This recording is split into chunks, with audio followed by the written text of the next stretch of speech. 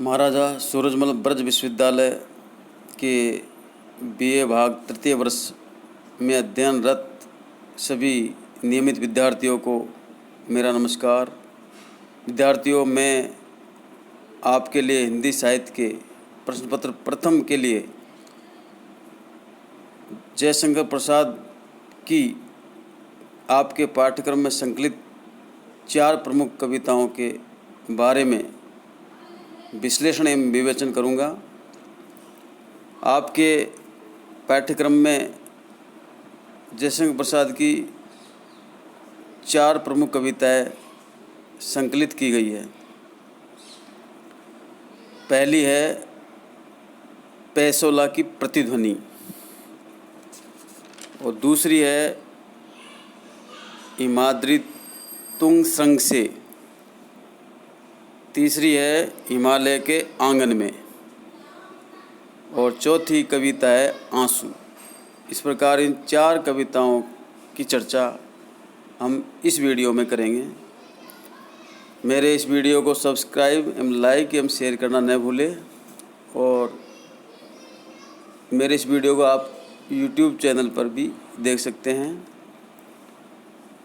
सबसे पहले हम जयशंकर प्रसाद द्वारा रचित पैसोला की प्रतिध्वनि शीर्षक कविता के बारे में विश्लेषण एवं विवेचन करेंगे।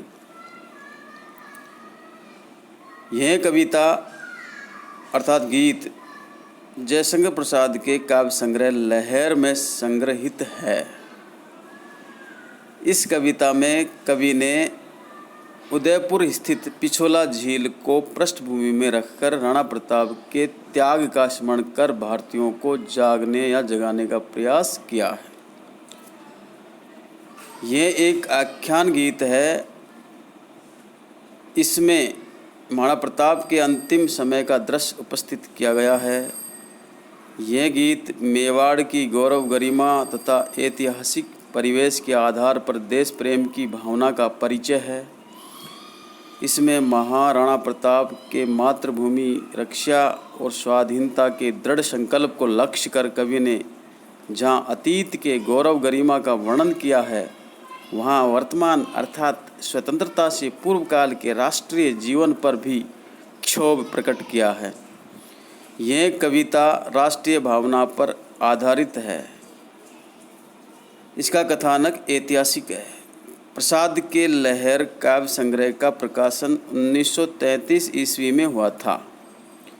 इसमें प्रकृति, सौंदर्य, प्रेम पर आधारित विचारात्मक और अन्य कविताओं का सुंदर समावेश हुआ है। पैसोला की प्रतिध्वनि विचारात्मक गीत इसी संग्रह की श्रेष्ठ रचना है। इस गीत में प्रसाद ने भारतीय गौरव की रक्षा की भावना, मातृभूमि की स्वाधीनता का स्वर, अमरता और आशा का संदेश तथा साहसी भावना की प्रेरणा दी है। इसमें प्रसाद की आदर्श देश प्रेम की सुंदर व्यंजना हुई है।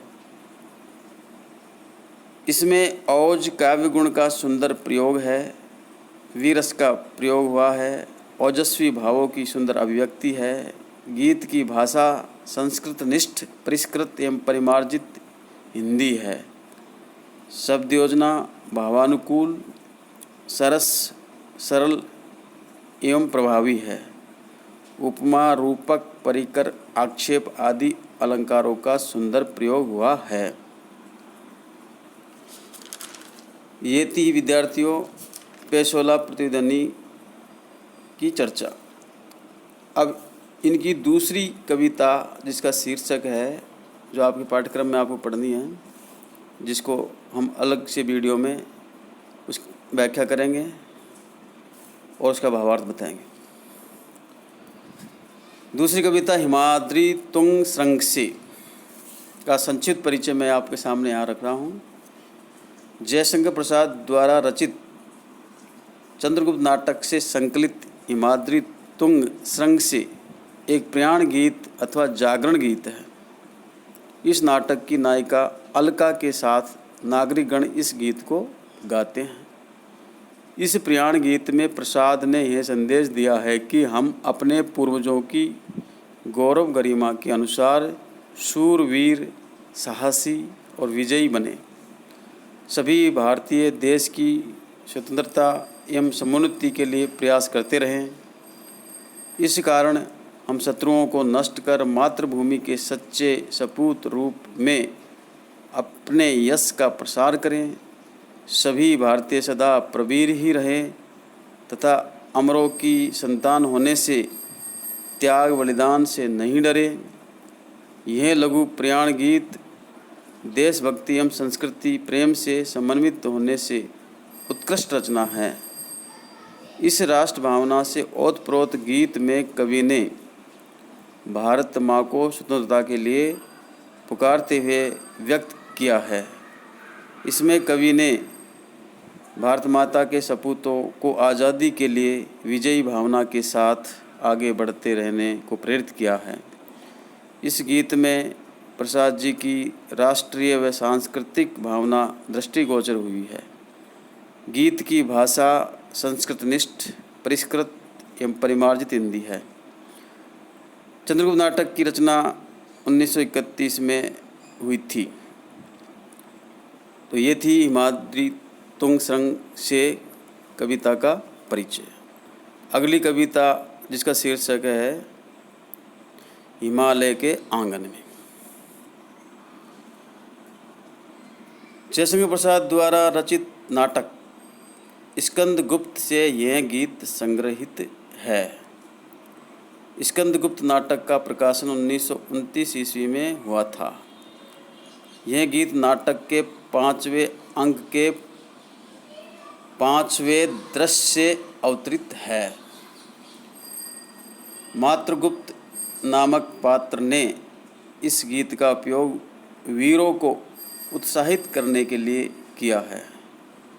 यह गीत भारत की महिमा, उसके गौरवशाली अतीत एवं महापुरुषों की जन्मस्थली आदि के वखान स्वरूप रचित है। शब्दावली भावपूर्ण एवं तत्सम प्रधान है। भाषा शैली सरल, सरस एवं प्रभावी है। अनुप्रास, यमक, रूपक, काव्यलिंग, उल्लेख, पर्यायोक्ति, उदात्त आदि अलंकारों का सफल प्रयोग हुआ है। छंद की चरणांत तुकबंदी उचित है। तो ये थी कविता हिमालय के आंगन में की संक्षिप्त जानकारी। अब जयशंकर प्रसाद द्वारा रचित आंसू काव्य संग्रह शीर्षक जो कविता है, जो अंतिम है, उस आंसू कविता के बारे में हम चर्चा करेंगे, उसकी संक्षिप्त जानकारी लेंगे। आंसू जयशंकर प्रसाद का प्रसिद्ध काव्य संग्रह है।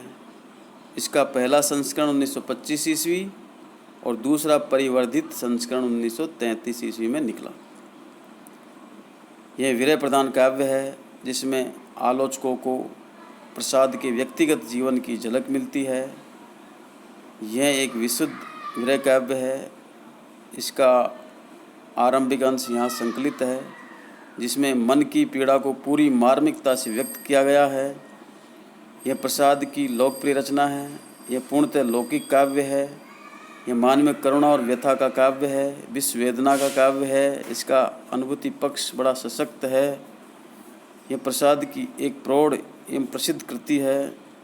इसमें विप्रलंब श्रृंगार के अंतर्गत कवि प्रसाद के युवा जीवन की मादक एवं मोहक स्मृतियाँ संकलित है, जो घनीभूत वेदना से मुखरित होकर दुर्दिन में आंसू बनकर बरस पड़ी है। इसमें वेदना की अभिव्यक्ति प्रसाद के वास्तविक जीवन की ही है। प्रसाद ने अपनी वेदना की अभिव्यक्ति व्यक्तिगत संकुचित क्षेत्र से बाहर आकर विश्वव्यापक फलक पर की है। इसमें वेदना का स्तर अतीव या अत्यंत व्यापक एवं उदात्त है। इसमें प्रसाद के बौद्धिक एवं दार्शनिक चिंतन का प्रतिमान प्रकट होता है। इसमें कवि की व्यक्तिगत वेदना एवं पीड़ा व्यक्तिवादिता की संकुचित सीमाओं से आगे बढ़कर विश्वजनीन बन जाती है। यह विश्व व्यापकता का रहस्य ही आंसू की वेदना का मूल आधार है। यह काव्य आकार में विस्तृत न होकर भी भावाभिव्यक्ति में अत्यंत प्रखर, मधुर, मर्मस्पर्शी एवं करुणा कलित है। इस काव्य का महत्व गीति काव्य एवं विरह काव्य के रूप में सर्वमान्य है। आंसू काव्य में आनंद या आंसू नामक छंद का प्रयोग हुआ है। इसके प्रत्येक चरण में 14 मात्राएं होती हैं। यह मात्रिक छंद है। इसकी गति अति प्रशस्य है। अनुप्रास, रूपक, उपमा, काव्यलिंग, मानवीकरण, उत्प्रेक्षा, पुनरुक्ति प्रकाश आदि अलंकारों का सफल प्रयोग हुआ है। इसकी शब्दावली तत्सम प्रधान एवं भाषा भावानुकूल है। तो ये थी जयशंकर प्रसाद की 4 प्रमुख कविताओं की संक्षिप्त में जानकारी एवं परिचय। निश्चित रूप से आपने इन कविताओं का सारांश समझ लिया होगा और इनका भावार्थ या मूल संदेश या प्रतिपाद्य आपको समझ में आ गया होगा। आपने इस वीडियो को ध्यान से सुना और देखा, इसके लिए बहुत बहुत धन्यवाद। मैं संकलनकर्ता हनुमान प्रसाद मीना, सहायकाचार्य हिंदी, राजकीय महाविद्यालय बयाना, भरतपुर।